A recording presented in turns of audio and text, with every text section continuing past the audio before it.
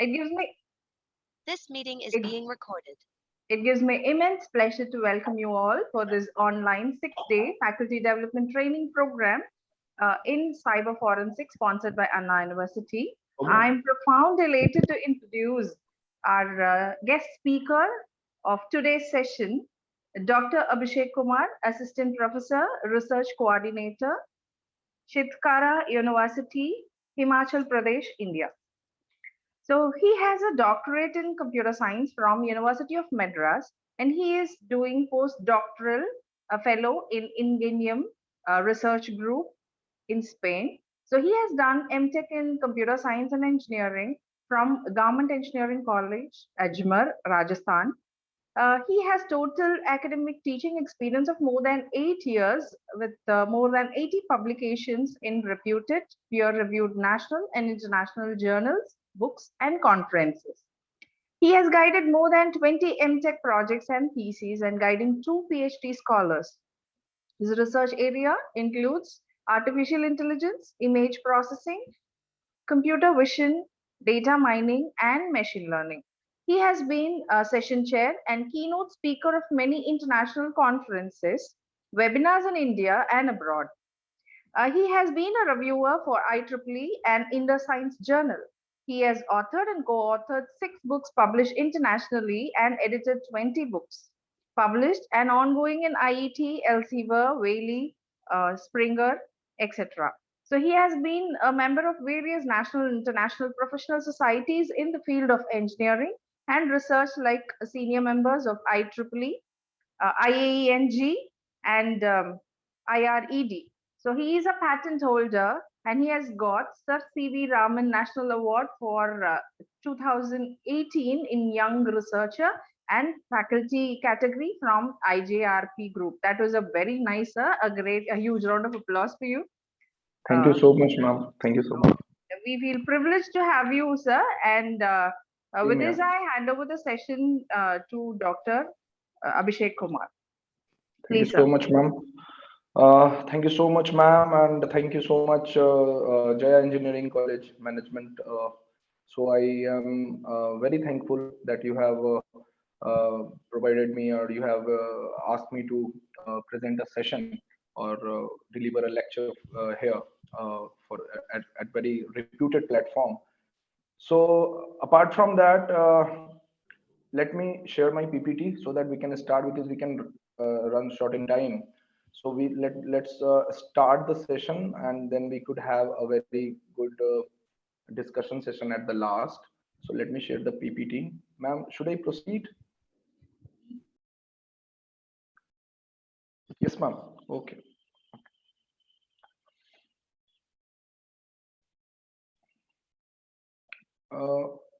Ma'am, you have to allow me to share my screen actually. Just a second, sir. Just a second. Okay, Kumaran, sir. Yes, ma'am. Yeah. Make him as a co-host, sir.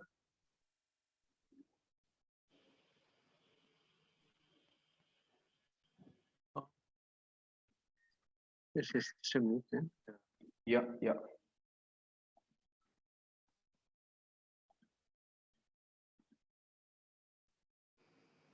So is the screen visible? Just acknowledge me.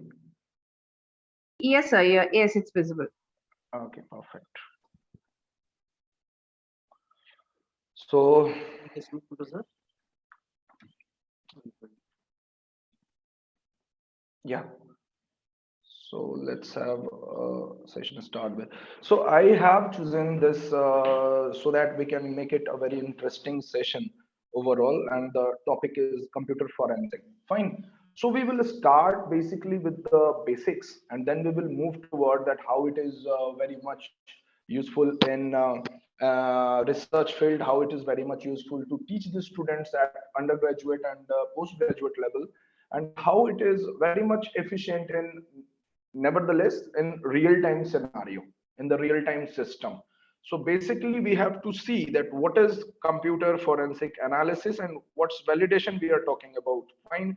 So basically we have to go with the basics of computer forensic. I mean, computer forensic, what is computer forensic? Fine. So computer forensic is the application of computer investigation basically, and analysis, of course, uh, in which techniques and analysis in the interest of determining potential legal evidence. So I just want to make it little emphasized that potential legal evidence. So it could be of various types.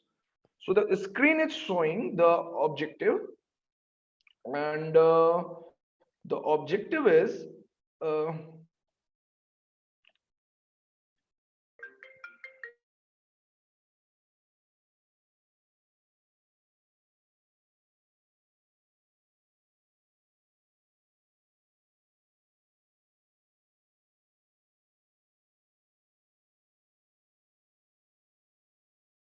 and I can show you the demo that how we can use it. But probably in the next phase or in the next session, if I'll get the chance, I'll do that.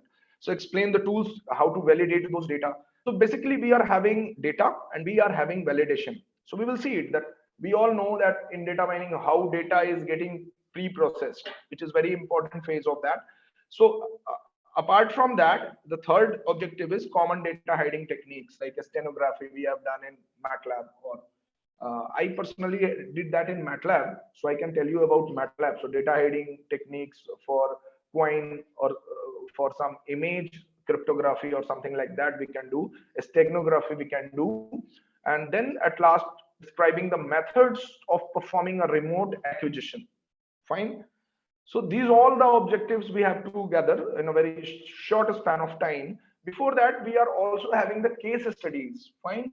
So before getting into the case studies, we have to discuss that what evidence revealed through forensic method. Fine.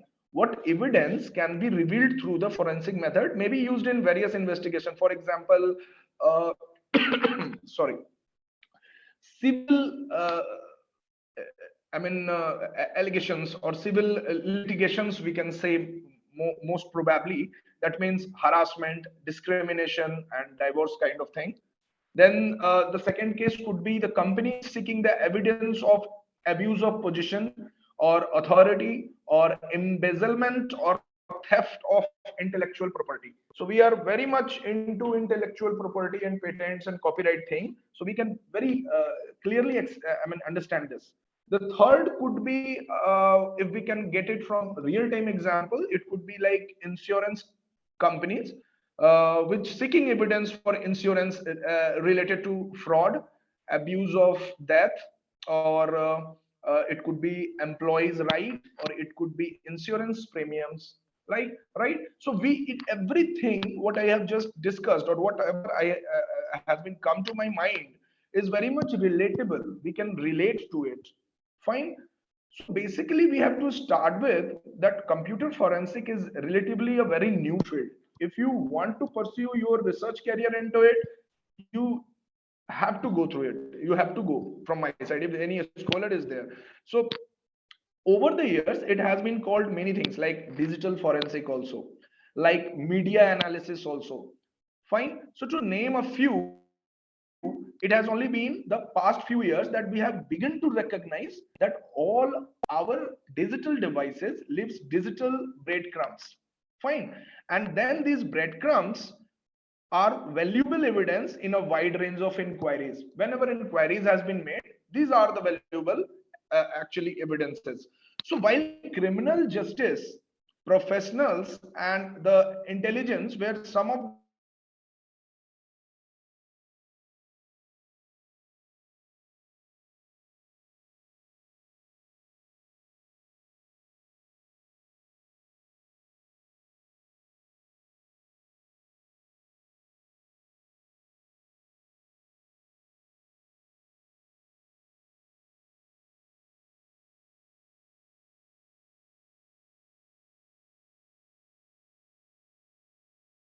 digital forensic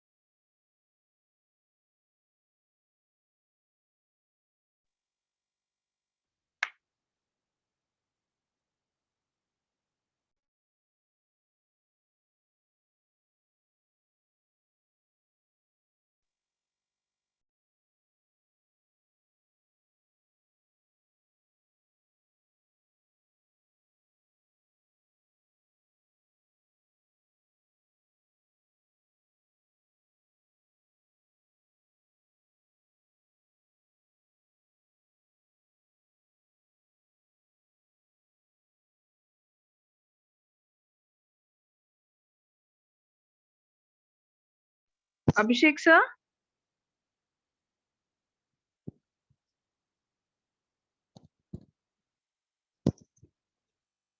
Sir?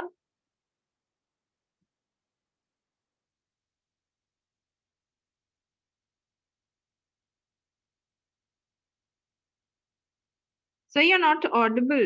Are you there, please? Yeah, actually something happened, ma'am. I'm so sorry Okay. for that. Yeah, So that's, I'm restarting it. So sorry.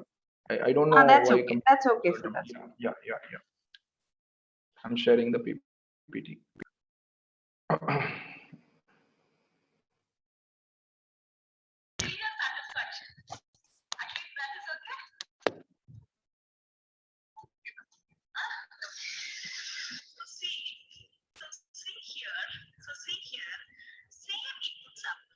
So is it visible, ma'am? Yes, sir. Yes, sir. Okay, thank you, ma'am. Thank you so much. So let's start again. So we are at these things when it's objective we are doing it, and after getting objective, after this objective is getting done, then we have to move toward the things that determining what data to be collected, how it should be analyzed. Fine. So when we are talking about computer forensics, so it may also defined as the process of gathering, preserving, analyzing, and presenting of digital evidences. That's what we have to collect data first. Fine. So if we have to collect data, the whole scenario is very much reliable on data only. So I can take you and I can let you back to the 2003. So there is an example that there is a AACLD lab recognized digital evidences as an accredited forensic scientific discipline. Fine. So acceptance of computer forensic as legitimate procedure for evidence analyzing result in growing interest. So that was the revolution when it was started actually. Fine. So digital forensic task force was formed to support trainers in creating training programs. If we are doing it on computer, you must have to agree with me that we are totally dependable on training sets and test sets. Fine. If training set is very much inefficient, it will always give a inefficient result. So what my slide is showing to you, the determining what data to collect and how it should be analyzed. Fine. So when we are talking about computer forensic science at its core, different from the traditional forensic discipline. So to start with, the computer forensic tools and techniques are relatively easy available to anybody. Like in cloud, you are trying to do something, it is not very much easy. But when you are trying to do something in forensic or traditional forensic discipline, so it is very, availability is very much sure. Fine. So to anybody, who wants to do forensic analysis, furthermore, compared to traditional forensic analysis, there is a common requirement to perform computer thing like virtually and This meeting is physical being recorded. and physical location, not only in a controlled laboratory setting. Fine. So it should be there, examining or analyzing the digital evidence. So the nature of the case is very much important. The amount of data to process is very much important. Then there is a consequences of search warrants and court orders, something like that. And then there is a company policy.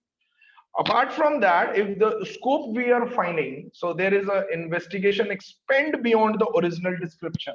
So maybe that could be the consequence as well. Apart from that, right of full discovery of digital evidence. So in the whole scenario, whatever you are doing, so a data object or physical item only becomes evidence so deemed by the law enforcement officials or anyone who is doing it. Fine. So if we have to get into computer forensic legal regulation, it would be a separate area. If we have to get into digital evidence recovery, it would be a separate area. We have to go through the case studies as well. Fine. So I have already told you that forensic evidence maybe abuses basics or divorces or crime discrimination or kind thing to go forward with. But apart from that, you just have to check with the thing that what we are performing there. Fine, what we are performing, in what particular domain we are getting into. That will make the data much more validated. Fine. So my point is, so examining and analyzing digital evidence depends upon the nature of investigation, whatever written over here. Fine. So in suppose in corporate environment, however, especially the litigation is involved, the company can direct the investigator to recover or as much as information as possible. Fine. So this kind of thing can be done. So satisfying this demand become a major undertaking in that case. Fine. With the many hours of tedious work. So these type of investigations or litigations can also result in a scope of creep. That's why I have mentioned creep over here. So what creep it is, what I have just discussed with you. So this is the creep we are talking about. So one reason, if you will ask me, that one reason that where scope creep has become more common in that criminal investigation. So increasingly require more detailed examination of evidence. Getting my point? So just before trial, to help the prosecutor fence off attack from defense attorney. So because defense attorney typically have the a right of full discovery of digital evidence used against their clients. So there are lots of things which we can get into when we are talking about scope creep. That's why it has been mentioned over here also that investigation expands beyond the original description. That's why I have mentioned. Fine. Because what happened in contrast, when investigation a criminal cyber stalking case, we need to contact the ISP, fine, the internet service provider or email service, something like that. So we need that. So that's why I have said here the scope creep. So there are lots of complexity in it also. Then there is a approaching a computer forensic cases. Fine. So when you are approaching a computer forensic cases, there could be many things to control. To consider in your mind that if we are doing it. Suppose an employee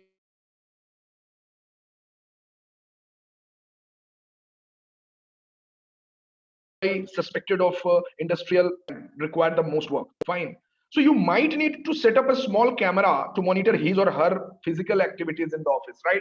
That is the very obvious step we will take. So we might also need a plant of software or hardware or a keylogger. We are from computer science or engineering background, so we can put the things like that only. So keylogger could be there. So we need to engage the network administrator service to monitor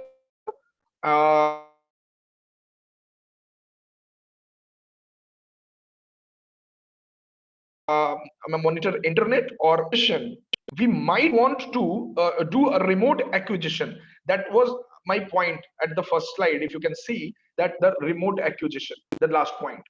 Fine. So what is that remote acquisition? Why we are doing it? Fine. So we might want to do a remote acquisition of employees drive.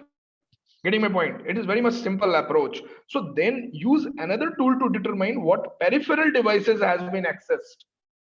So in that case, in this manner, we can take the things a little more in a more descriptive manner, and we can get the much more data as an evidence.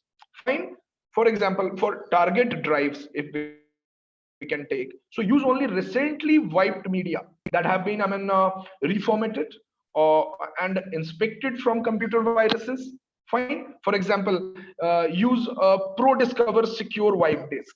We must have heard about heard about this, that Pro Discover secured wipe disk, or if we can use digital intelligence PD wipe or white canon secure clean to clean all the data from the target drive we are planning to use, or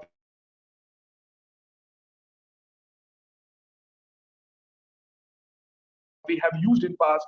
Fine. So or any other actions like on the suspect's computer, and note the condition of computer when when it got seized. Fine. So these are the things we can take. So So documents all physical hardware components as a part of your evidence acquisition process. Getting my point? So if the acquisition is static, then what? So my question to all of you, if the acquisition is static, then what? So remove the original drive.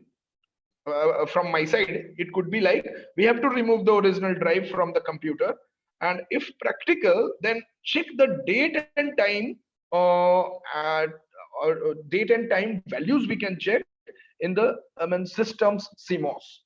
Fine, then we can have a proper idea that why we are doing this.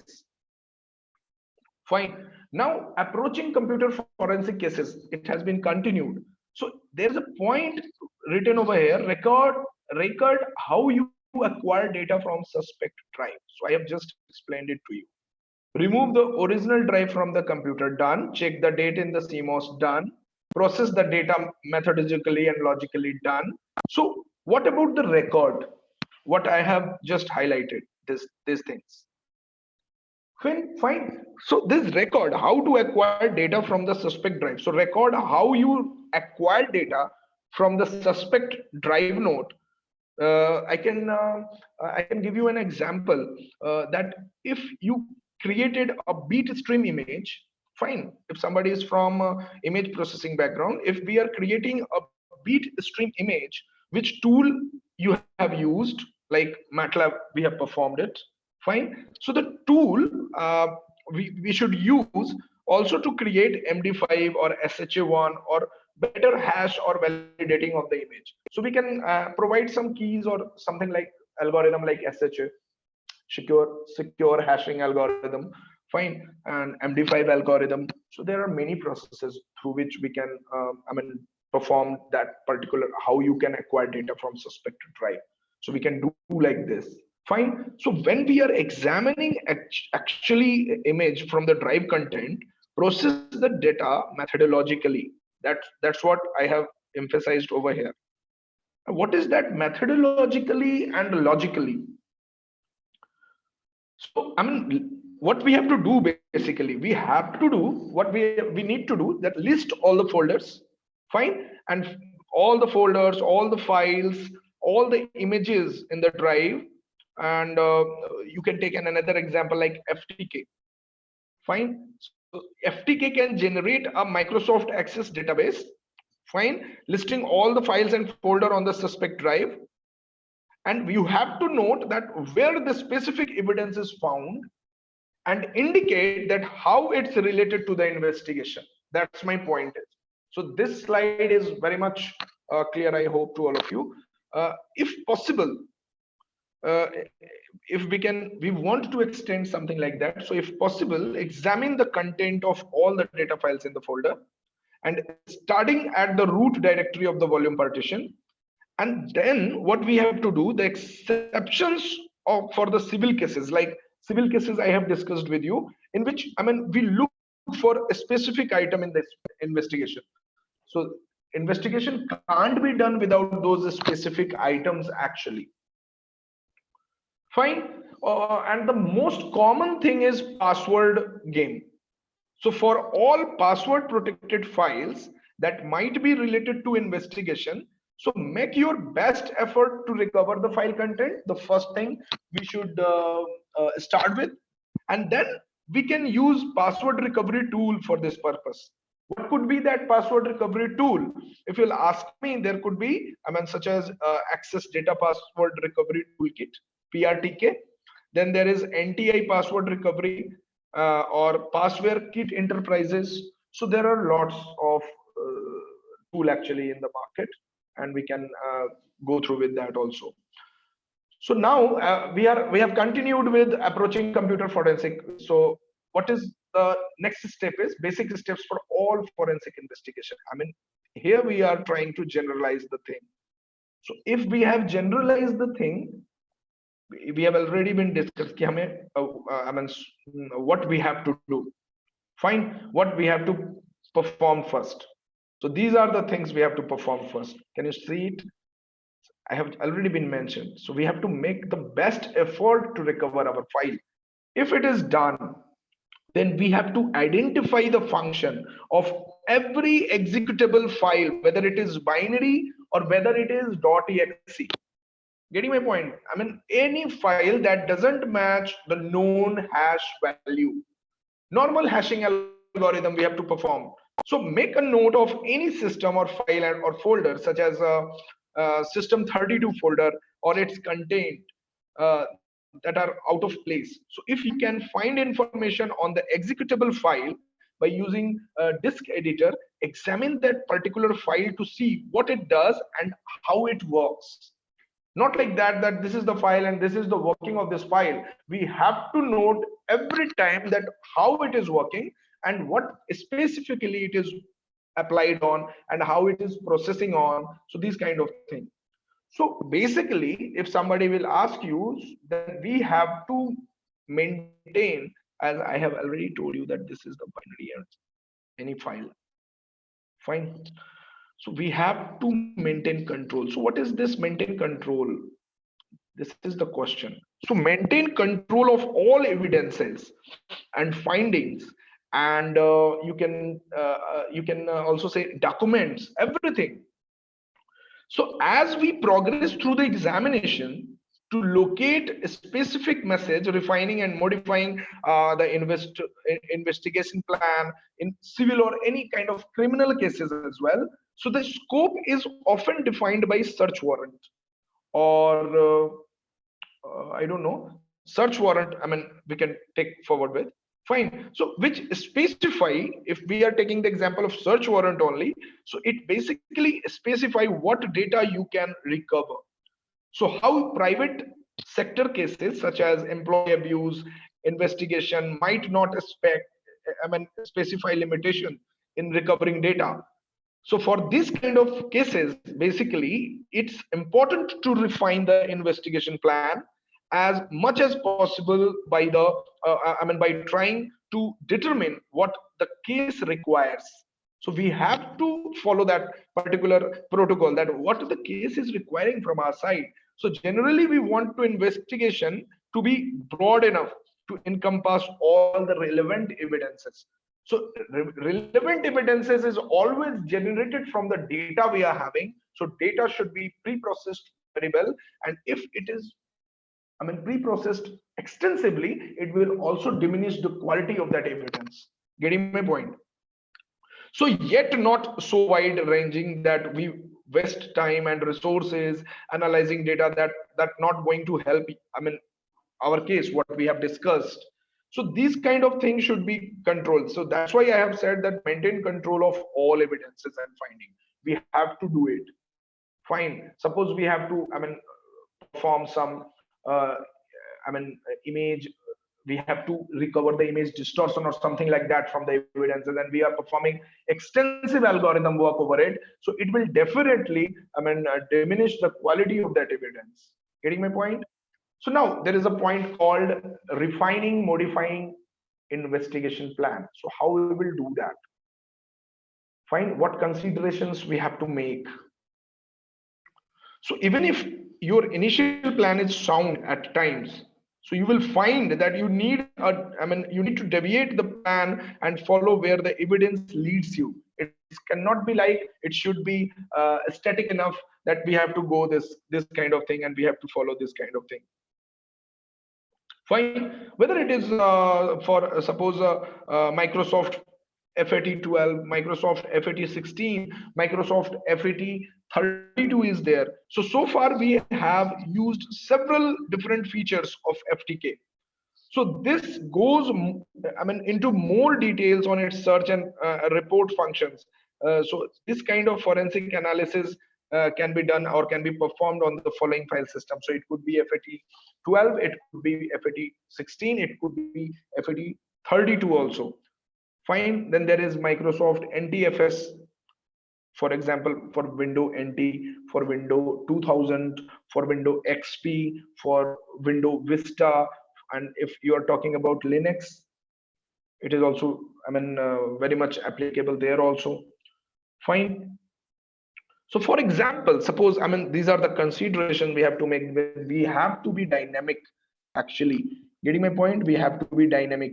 So suppose, for example, an employee is accused of operating an internet-based side business using company resources during normal business hours.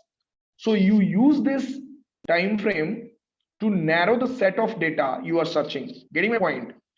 So because we are looking for some, unauthorized internet use, so we can focus the search or temporary internet files, internet history, email communicate icon, something like that we can do. So knowing the types of data we are looking for, so this, that is why I am more emphasizing, and the data is very much important.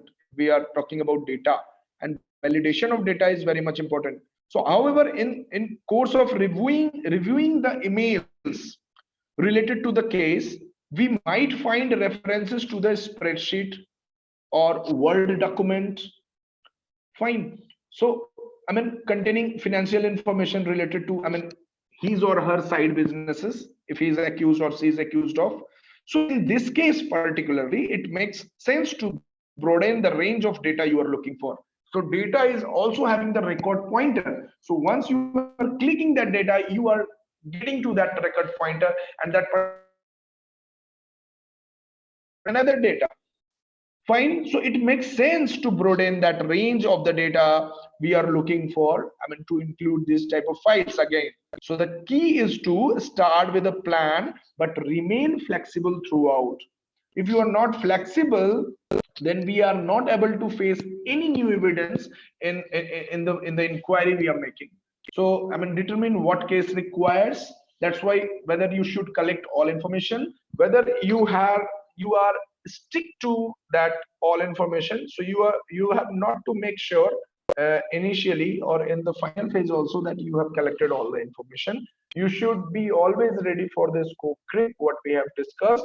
So the key is to start with a plan but remain flexible. That is the basic summary of this slide. So just keep this in mind so that we can have a better discussion later. Fine. Then there is using access data forensic. Fine. So before getting into access data forensic, I have just explained to you that what this means. We have doing this for a long time. Like FTK always produces a case log file. So FTK can analyze the data from several sources. Data has been collected from the multiple sources. That's why it has to be analyzed data from the several sources, obviously. So including image files from the other vendors also. Fine. So it is very much easy. We have discussed it before also. So FTK basically can analyze the data from several sources. That's why it is very much getting used over here. FTK also produces a case log file. Always remember what I have written and underlined over here. So where we can maintain why we are possessing these files, because we need to maintain a detailed record of all the activities during your examinations you are performing, such as for example, if you will ask me, sir, give me an example, then I'll give you the keyword searching, data extraction. Fine. So this log is also handy for reporting errors to access data. So at times, however, we might not want to log feature turned on. Fine. But if we are following a hunch, fine. For example, but we are not sure that the evidence we recover is applicable to the investigation. So we might not want to opposing counsel to see the record of this information, because he or she could use it in a further case also. So FTK has two options of searching for keywords. One option is indexed search, which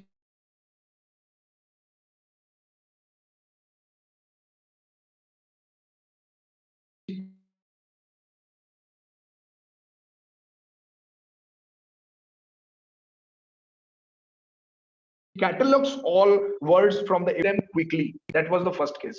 Like using access data forensic to like screenshot I have taken. So this kind of thing, that same Microsoft Office file edit view, everything is there only. So suppose other option could be a live search. The first one I have discussed, indexed search.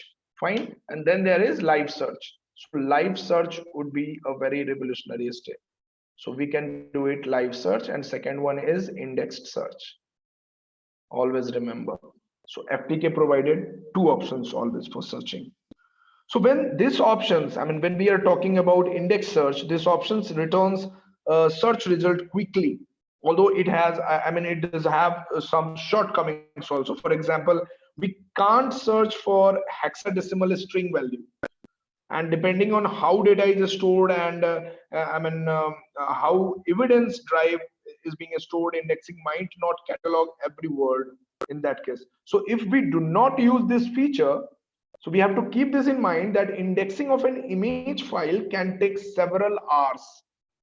But when we are talking about live search, so we can locate items such as text hidden is unlocated space that might not turn up in an index search. So we can do it in live search also. So we can also search for alphanumerics or hexadecimal values for evidence drive. In which method? In live search. Fine. So this particular image, it shows that how, I mean, shows the heats found during the live search of an image, and image of suspected suspected laptops.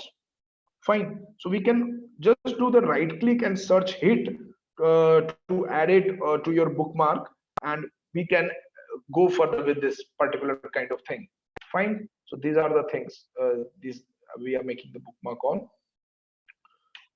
Fine. So analyzed and compressed file. Compressed file is important. You have to get all those data information, but at, I mean, less file size should be there. If there is no less file size, we are not supposed to go through with the tool we are using. The tool is getting bulky data, and it would retaliate nothing. Fine. So you can generate reports using bookmarks. What I have shown it over here and here also. So just have a look. So how we can create a new bookmark in that particular forensic toolkit.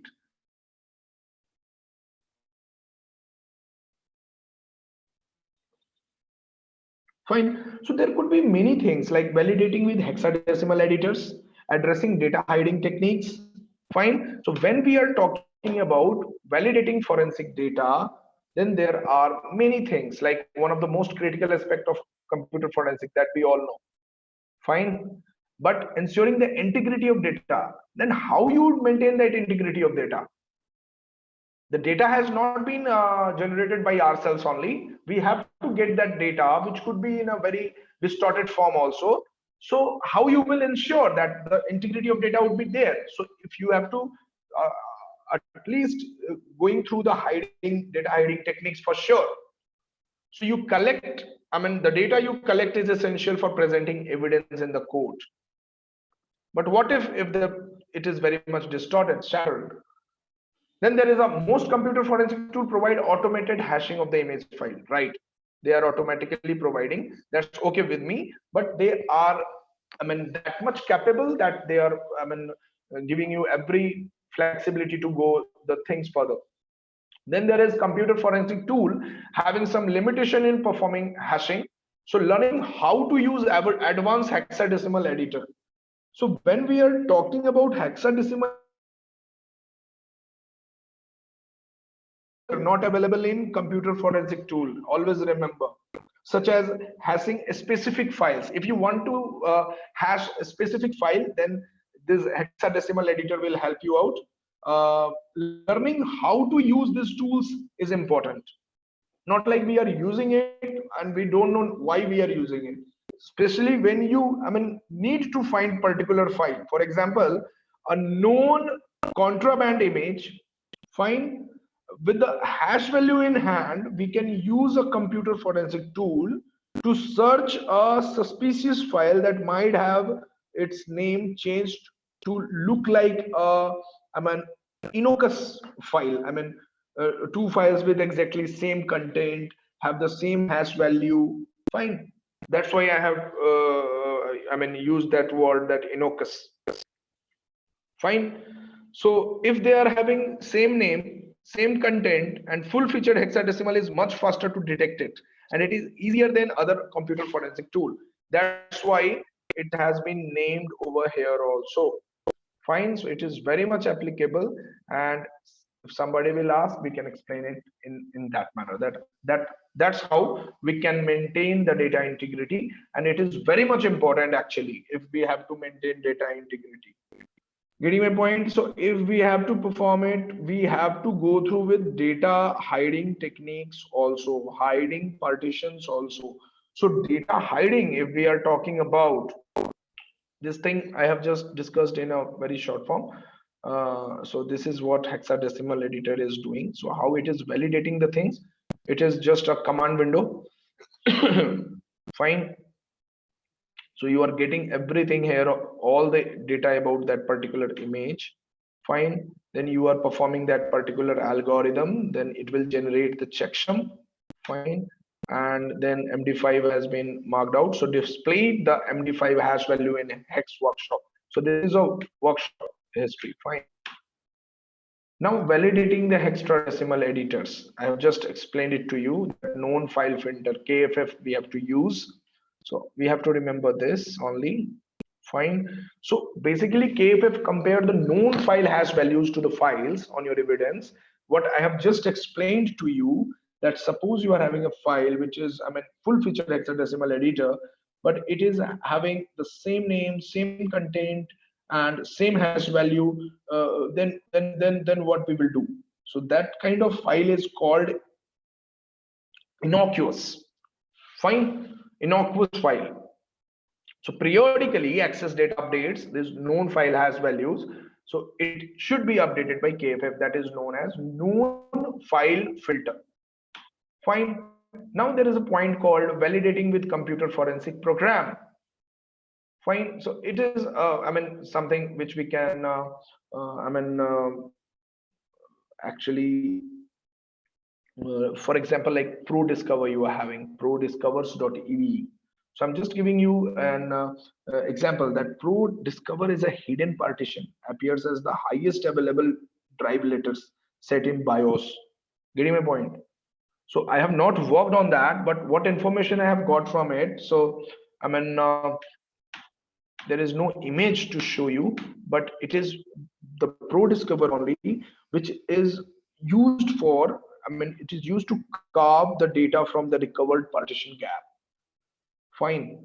So if somebody will ask you, you can say it is kind of hidden partition, appears on that particular highest available drive letter when we are using, or when we are getting through with BIOS. Fine. So when we are doing it, Windows create a, I mean, partition gap between partition automatically, that I have already explained to you. So why it is doing it? Just to apply those algorithm into the data we are having. Fine. So Pro Discover is one of the type, like .ev is the extension. So it contains the metadata that includes the hash values automatically. So validation is getting done automatically. That's what we have mentioned it here. Why it is getting done, I have explained to you. Then there is .dd extension, that raw format, I mean, image. So you must validate raw format image file to ensure the integrity of data. But can it be ensured like 100% or something? No, never.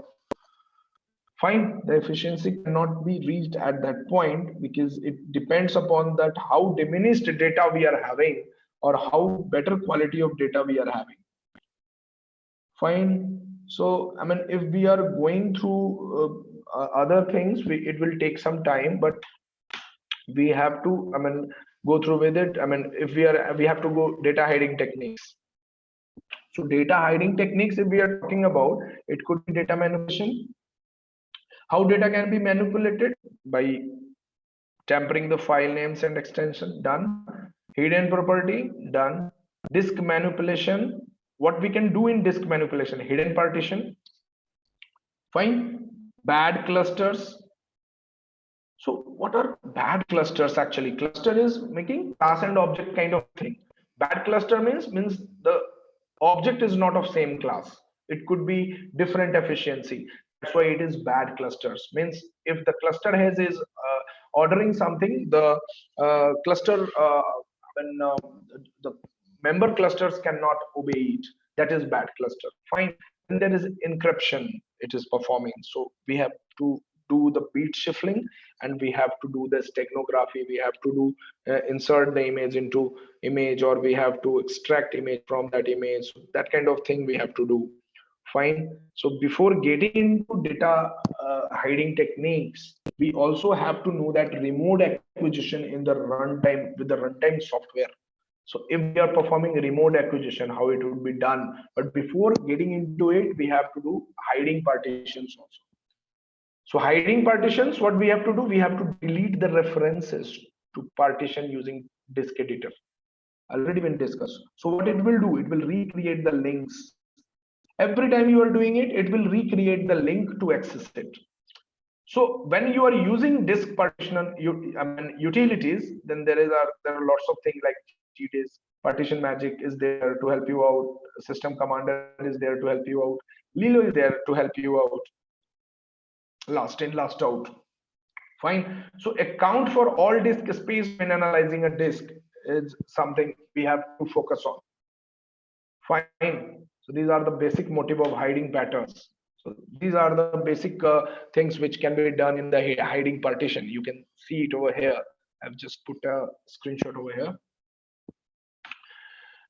So if we are performing hiding partition, this can be done by, on window like this. So this is a Pro Discover. So this is a basic, hiding partition in Pro Discover we are doing.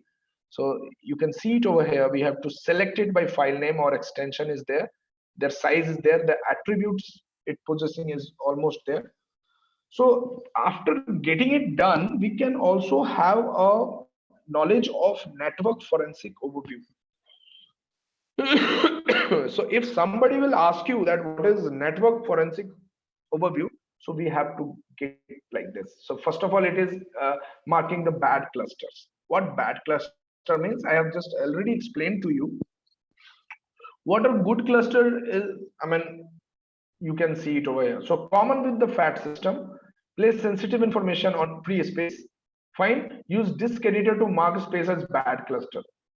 Fine. Which is not being authenticated, which is not being commanded, that what it should be possessed and what it should be getting access from which authority, then it is a bad cluster. To mark a good cluster as bad using Norton disk edit. So there is a thing which is resolving this, that is Norton disk edit. Fine. So these are the things we are having. So beat shifting is a different thing. Beat shifting, frame shifting, beat shuffling, byte shuffling. So this kind of thing can be done by hexadecimal editors also. So this is a very old technique actually, but at the same time very classical technique. Fine. So this is the beat shuffling. So how it is getting done, it can be seen over here. So how it is getting done. So just have a look. So suppose we have to perform a network security, or we have to know that what network forensic overview. So we are now very much okay to understand that. So when we are performing steganography, we all know that it is hidden writing, Greeks or Latin words. So it is a Greek word for hidden writing. Getting the point? So when we are talking about the steganography tools, it was created to project copyrighted material. So we are very much aware that what is copywriting. So by inserting digital watermark, so it is very simple slide. So we just need to understand that steganography is one of the way to do forensic investigation also. This is a very important step if we have to perform forensic investigation. So when we have to examine encrypted files, what we need to do, we just have to design to recover encrypted data. If user forget if the passphrase or if the user key is corrupted after system failure, so how we have to crack those password, we have to manage that. So expert and powerful computers can easily do that. So persuade the suspect to reveal password, it could be the final step. So when we are recovering that password, then we can access those techniques and we can access those toolkit also. Fine. So there is a long story, long steps for recovering password. So we can see it when we are having some time, like we have to perform these cases. But right now we have to explain the things that how it is getting done. So you are having those test data, that how it can be done. So we have to go into tool, and then we have to, find all the string in the data and make the word list for them. So what we are doing here, we are doing FTK to generate password list. Point. Then we are recovering the password like this in a notepad.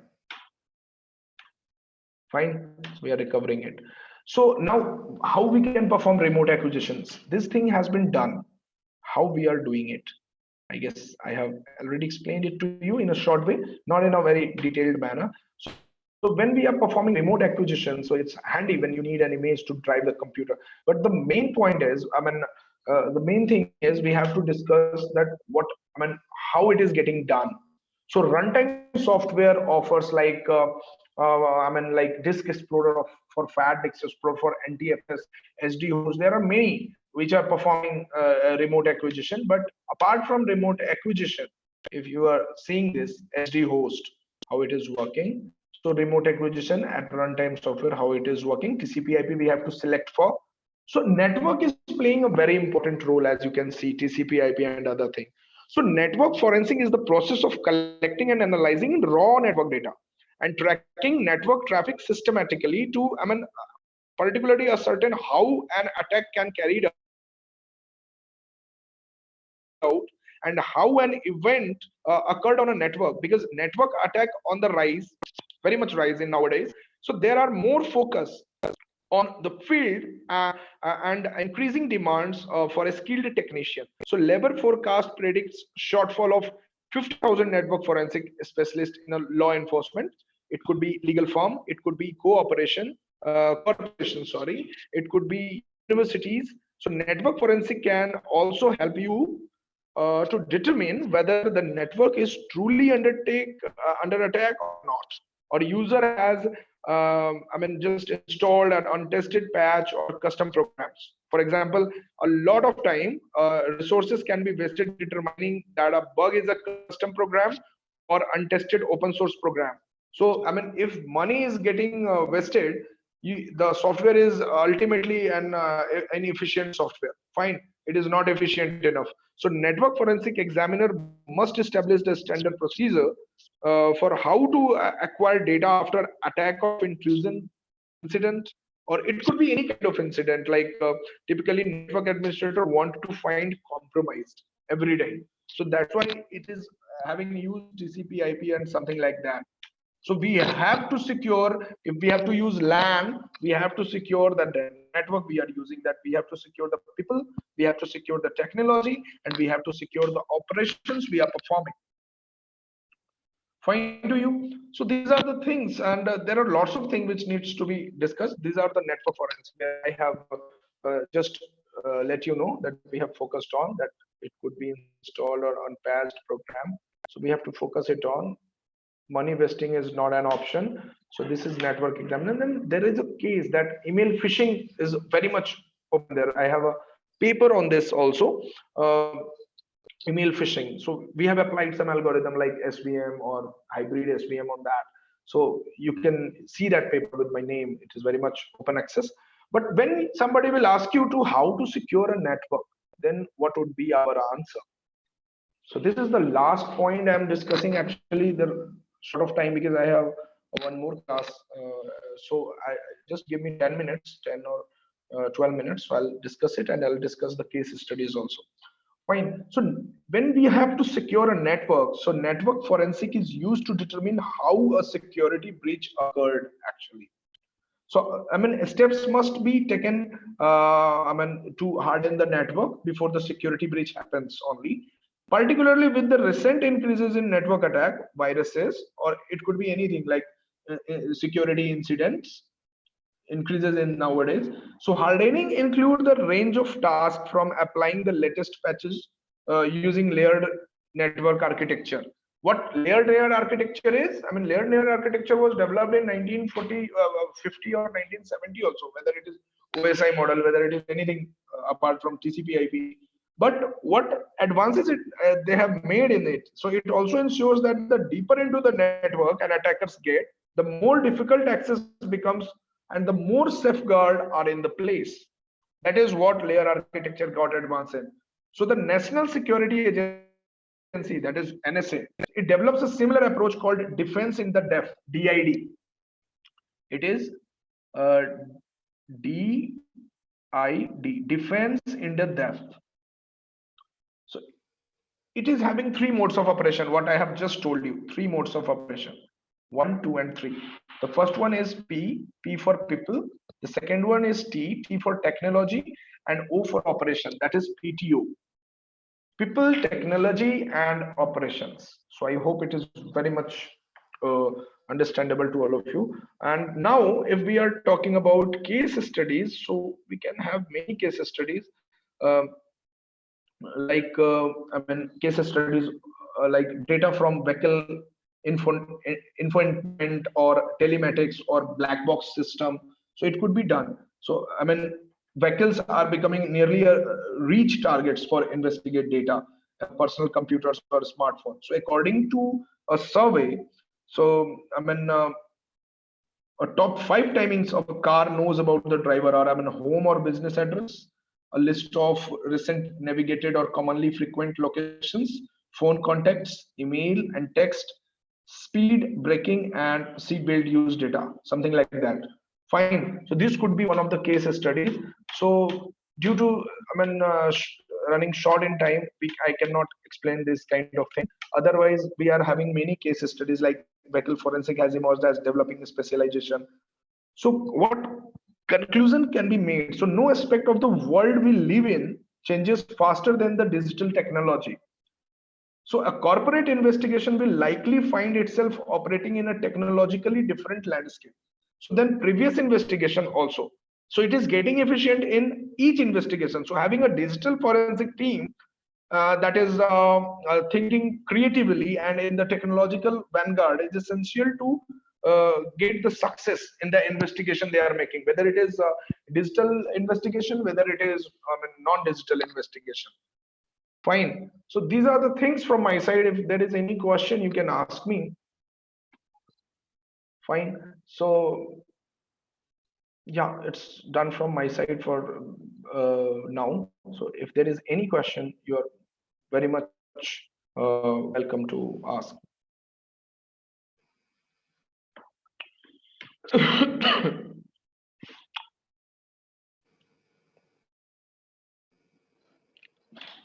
Ma'am,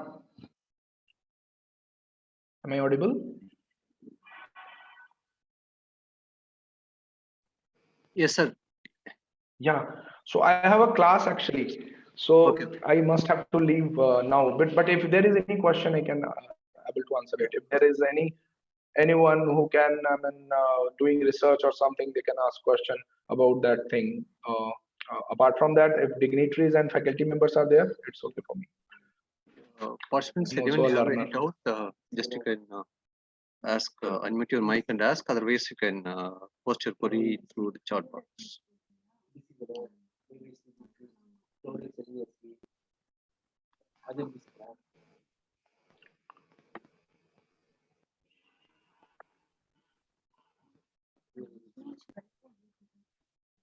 Sir, the remote acquisition, Yes, sir. the tools which we discussed as the Explorer and things. So, is there any the open source tools for remote acquisition?